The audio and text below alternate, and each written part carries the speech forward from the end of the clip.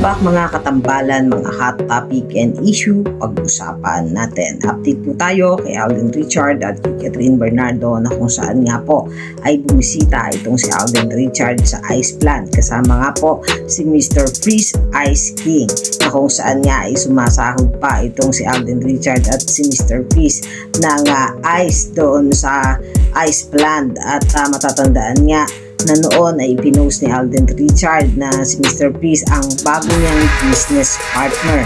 Samantalang bukas nga ay merong announcement na magkakaroon nga ng press conference katuwang ang Viva Group of Company, MyRead Entertainment with Alden Richard. 5 PM yan via live press conference with MyRead Entertainment and CEO Alden Richard. Samantalang si Catherine Bernardo naman na nagsiselebrate ng kanyang kaarawan ngayon ay nag-update muli sa kanyang social media account ng mga pictures nito at pictorial na talaga namang napaka-sexy nga nitong si Catherine Bernardo na bagong looks at bagong Catherine ngayon.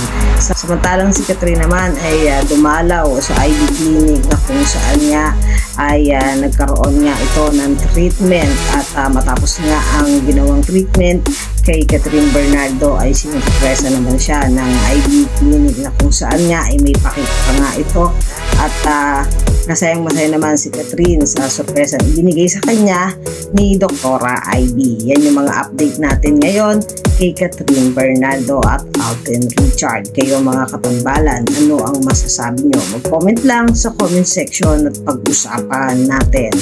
Yan ang mga hot topic and issue dito lamang sa Tambalang JK.